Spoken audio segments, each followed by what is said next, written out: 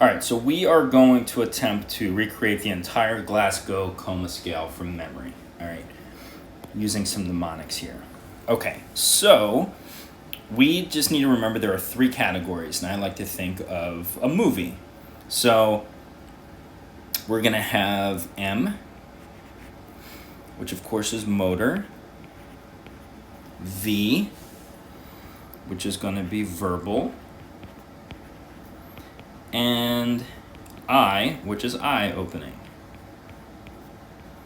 Okay, and there are 6 categories, so 1, 2, 3, 4, 5, and 6. So we have to remember the lowest score you can get is a 3, okay? And the way this goes is that your max for each row goes 6, 5, and 4. So your total is a 15.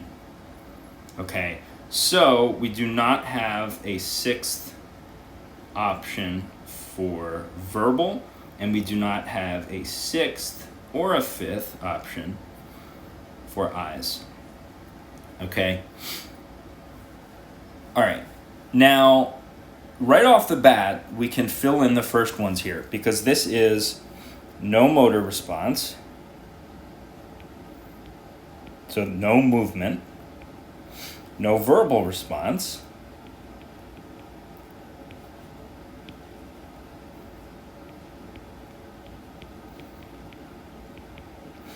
and this one here is no eye movement. Okay, and that would give us a score of 3. And this is what we like to call the toaster. So even a toaster, a totally inanimate object, has a GCS of 3. It's somebody who is completely out cold, okay? All right. The easiest one to do here is what I like to call the 4 eyes. And that is the eye row, because there's only 4, okay? The way this works is, we all know AVPU, awake, verbal, painful, unresponsive. So we're going to put this in, but we're going to remember that higher scores are better, so it's going to kind of be in reverse, okay? So no matter which way you do this, 4 is just going to be, well, this person's awake, and what do you do when you're awake with your eyes? Well, they move spontaneously. So the 4th score for eyes, the ultimate here, is spontaneous. Okay. Now, moving to V, the next one is going to be, well, verbal. You say, hey, open your eyes, and the person does. So this is alert to verbal. And then moving along the AVPU scale, the last one here. Now, we already have U. We already have unresponsive with no eye movement. The last one here is going to be pain. You inflict pain on the person, and they open their eyes. Open to pain. So this is looking pretty good. We're almost there, okay? All right, the next easiest thing to get to is going to be verbal, because we only need to fill in 4 of these. 1, 2, 3, and 4. Okay, so you just have to kind of think logically here. What's the next closest thing? If somebody's not saying anything at all, what's the next step of that? Well, it's like moaning. It's just making sounds. So it's just sound. Not words, but just like sounds. Okay. And then yes, the next thing that you would get to is if this person is saying sounds, this person is now saying words, but the words just don't make any sense. Right? They're going to make like nonsense words.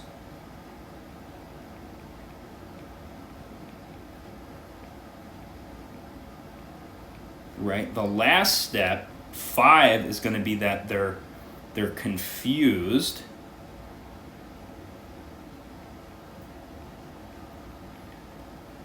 I don't remember 4, so we're going to get back to that in a second.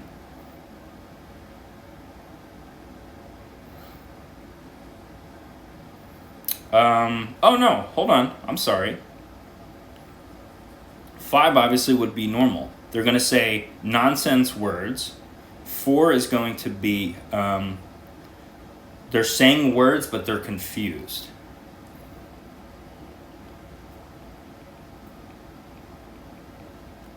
And then 5 is going to be just, is going to be normal. It's going to be oriented.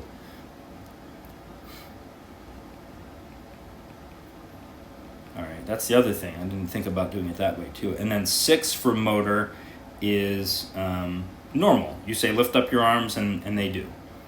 So it's called obeys commands.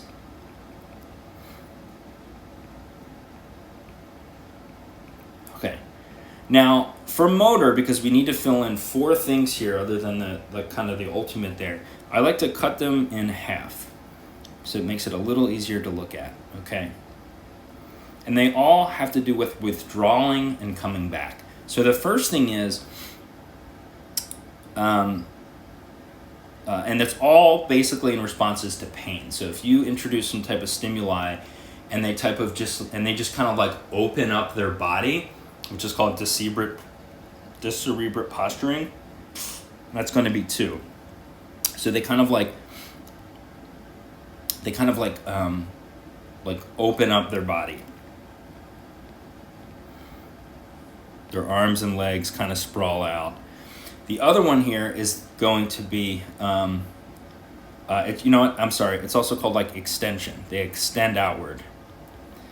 And then the opposite of that, which is going to be the next point of 3, is going to be flexing inward. So you do some type of pain and they kind of flex inward.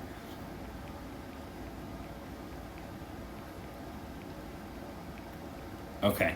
So 4 is going to be another outward, 5 is going to be another outward. But 4 is going to be you inflict pain and they like retract from that area. So they move away from the pain. Like they know where the pain is. And then 5 is actually going to be they move toward where the pain is. So you hit them in the face, which you would never do. They're going to bring their hand towards their face or something. So they're going to move toward pain. So let me just double check verbal, sounds, inappropriate words. Yeah.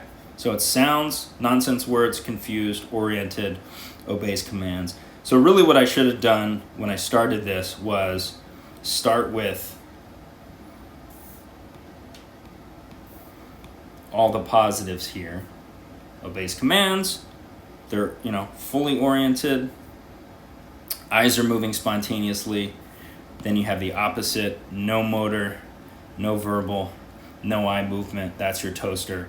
So really, you just have 1, 2, 3, 4, 5, 6, 7. You really only have 9 things that you have to remember here. And just remember reverse of poo for the eyes. All right. Awake, verbal, pee, pain, unresponsive.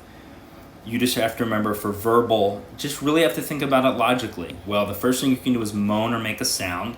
You could say words, but they won't make any sense. And then you can be confused. So you could say, "Where are you?" and they think they're somewhere else. But the words make sense.